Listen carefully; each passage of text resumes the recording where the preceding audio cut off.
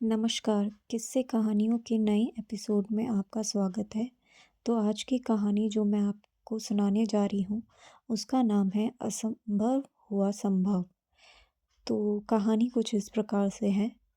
मिथिला नरेश के दरबार में जब कभी कोई काम नहीं रहता या महाराज मनोरंजन की इच्छा प्रकट करते तो सारी औपचारिकताएं समाप्त हो जाती और दरबारियों को मनचाहा कहने सुनने की छूट मिल जाती। मिथिला नरेश के दरबार में एक दरबारी थे पलटू झा। गोनू झा से पुराने और महाराज के मुंह लगे। गोनू झा के दरबार में बढ़ते रसूख से वह भीतर ही भीतर जलते थे, लेकिन प्रकट रूप से गोनू झा की सराहना करते। उनके बारे में दरबार में भी यह आम राय थी कि पलटू झा से सलामत दूर ही अच्छी। ना इनकी दोस्ती अच्छी, ना इनकी दुश्मनी अच्छी। बड़े घाघ माने जाते थे पलटू झा। दो मुँहा सांप के नाम से दरबारी उनकी पीठ पीछे चर्चा करते। गोनू झा की मेधा से भी दरबारियों को चिढ़ होती थी। जिसके बूते सभी पुराने दरबारियों को पीछे छोड़ते गोनू झा महाराज के चहेते बन गए थे। कोई भी महीना ऐसा नहीं जाता जब किसी न किसी कारण से महाराज दरबार में उनकी खास चर्चा करते। और यह चर्चा क्या होती? बस वही, गोनू झा के बुद्धि कौशल की सराहना। मतलब यह कि गोनू झा और पलटू झा की चर्चा किसी न किसी कारण से दरबारियों के बीच होती ही रहती थी। उनके बीच यह भी चर्चा होती कि यदि किसी बात पर गोनू झा और पलटू झा के बीच भिड़ंत हो जाए तो किसका पलड़ा भारी रहेगा, कौन जीतेगा। लेकिन गोनू झा और पलटू झा एक दूसरे से भिड़ने के बजाय ऐसी किसी संभावना के पनपने से ही कन्नी काट जाते। ठीक ही कहते हैं, सामान सूझने वाले ज्ञानी परस्पर विरोधी विचारों के होते हुए भी आपस में जूझते नहीं, बल्कि अपने काम में अपनी धुन में लगे रहते हैं और निर्णय लोगों पर छोड़ते हैं। लेकिन एक दिन वह अवसर आ ही गया जब पलटू झा की एक चुनौती गोनू झा को स्वीकार करनी पड़ गई। हुआ यह कि मिथिला नरेश उस दिन दरबार में पहुंचते ही चुटकुलों, किस्से, कहानियों की बातें छेड़ बैठे। दरबारी मस्त हो गए, समझ गए आज महाराज मनोरंजन करना चाहते हैं। ऐसे दिन दरबारियों को अपने हुनर के प्रदर्शन का अवसर मिल जाया करता था। इधर उधर की बातें होती रही। दरबार में हंसी ठिठोली का वातावरण बन गया। दरबारी औपचारिकताओं से परे हो गए। तभी किसी बात पर पलटू झा ने तंज कसा, अरे भाइयों, हम सभी गोनू झा की बुद्धिमानी की चर्चा करते रहते हैं, लेकिन यदि गोनू झा सुराही में कोहरे भर लाए तो मैं उनकी बुद्धि का लोहा मान लूं। बात बहुत सामान्य ढंग से कही गई थी, लेकिन उसे सुनते ही दरबारी हंसने लगे। गोनू झा को यह बात चुभ सी गई। वह मुस्कुराते हुए अपने आसन से उठे और महाराज से बोले, महाराज, मैं सुराही में कोहर भर सकता हूँ यदि आप कहें। महाराज को लगा कि अब गोनू झा अपनी बुद्धि के घमंड में शेखी बगार रहे हैं। उन्हें लगा कि गोनू झा को अपने पद की गरिमा का ध्यान रखकर ही बोलना चाहिए, बड़बोलेपन से बचना चाहिए।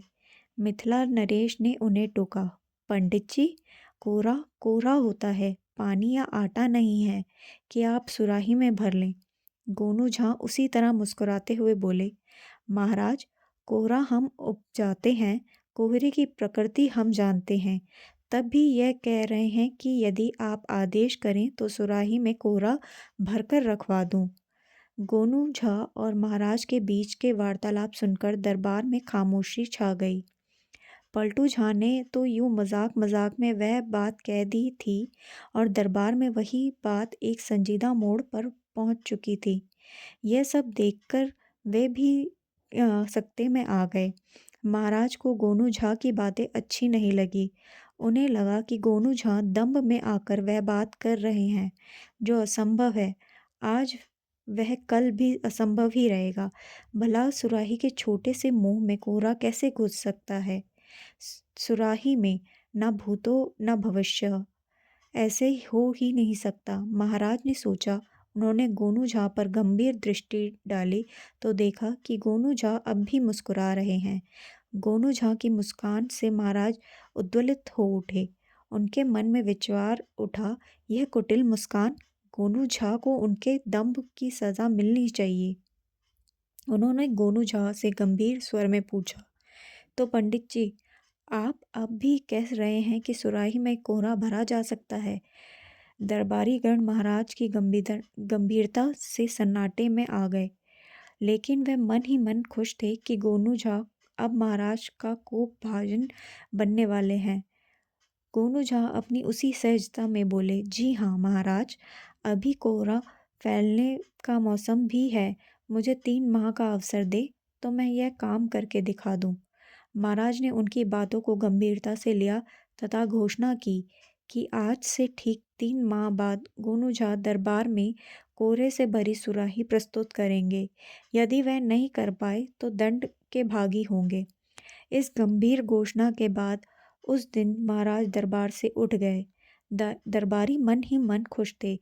गोनू झा पर शामत आने वाली थी। दूसरे दिन से दरबार सामान्य ढंग से चलने लगा। गोनू झा भी सामान्य और सहज थे। पलटू झा और अन्य दरबारी उनके चेहरे पर कोई चिंता की रेखा नहीं देखकर असमंजस में थे। फिर भी उन्हें लगा कि 3 माह बाद गोनू झा निश्चित रूप से दंडित होंगे। सुराही में कौन कोहरा डाल सकता है भला? देखते देखते 3 महीने बीत गए। दरबार में किसी दरबारी ने महाराज को याद दिलाया, महाराज, आज ठीक 3 महीने पूरे हो गए। आज गोनू झा हम लोगों को सुराही में कोहरा भरकर दिखाने वाले थे। महाराज को 3 महीने पहले की घटना याद हो आई और उन्होंने गोनू झा से पूछा, क्यों पंडित जी? महाराज आगे कुछ बोल पाते कि गोनू झा ने अपने आसन से उठकर पूरी विनम्रता के साथ कहा, एक सुराही में कोहरे की बात थी महाराज, मुझे याद है। एक की जगह मैं दरबार में 10 बड़ी सुराहियों से भरे कोहरे प्रस्तुत करने जा रहा हूँ। एक महाराज के लिए भेंट स्वरूप, एक भाई पलटू झा के लिए भेंट स्वरूप। शेष कोहरे वाली सुराही महाराज की इच्छा पर 4 विशेष प्रयोजनों के लिए सुरक्षित रखी जा सकती है। यह किसी विशेष अवसर पर किसी मेहमान को उपहार स्वरूप भेंट में दी जा सकती है। महाराज गोनू झा के उत्तर से चकित हो गए और उत्सुकतावश उन्होंने पूछ लिया, लेकिन कब? गोनू झा ने कहा, महाराज, बैलगाड़ी में 10 सुराही लादे हमारे आदमी पहुंचने वाले ही होंगे। दरबार में सनसनी पैदा हो गई। सभी दरबारी एक दूसरे को चकित दृष्टि से देख रहे थे। कोई विश्वास नहीं कर पाया कि ऐसा भी हो सकता है। थोड़ी ही देर में द्वारपाल ने आकर सूचना दी कि गोनू झा के घर से एक बैलगाड़ी आई है जिस पर सुराही लदी है तथा उस बैलगाड़ी के साथ आए लोग सुराहियां दरबार में लाना चाहते हैं। महाराज ने उन्हें दरबार में प्रवेश करने की इजाज़त दे दी। थोड़ी ही देर बाद सभी दरबारियों ने देखा 10 आदमी अपने कंधों पर सुराही उठाकर दरबार में पहुंचे। महाराज के पास आकर उन्होंने सुराहियां रख दी तथा उन्हें प्रणाम कर दरबार से बाहर हो आए। गोनू झा अपने आसन से उठे और सबसे बड़ी सुराही को पूरी ताकत से उठाकर धीरे धीरे चलते हुए महाराज के पास आए और उसे महाराज के आसन के पास रखते हुए बोले, महाराज, यह सबसे बड़ा कोहरा आपके लिए। महाराज ने महसूस किया कि गोनू झा का दम फूल रहा है, शायद भार उठाने के कारण। महाराज ने सुराही को देखा। सुराही के मुंह के पास कोहरे की बेल का कटा हुआ हिस्सा था। महाराज ने उसे छूकर देखा, अभी भी ताज़ा था। उन्होंने उसे खींचने की कोशिश की तो वह बेल सुराही से थोड़ा सा खिंचा, लेकिन उसके बाद सुराही हिलने लगी। महाराज ने सुराही का मुंह पकड़कर एक हाथ से उठाने की कोशिश की तो उन्हें लगा कि सुराही को उठाना आसान नहीं है।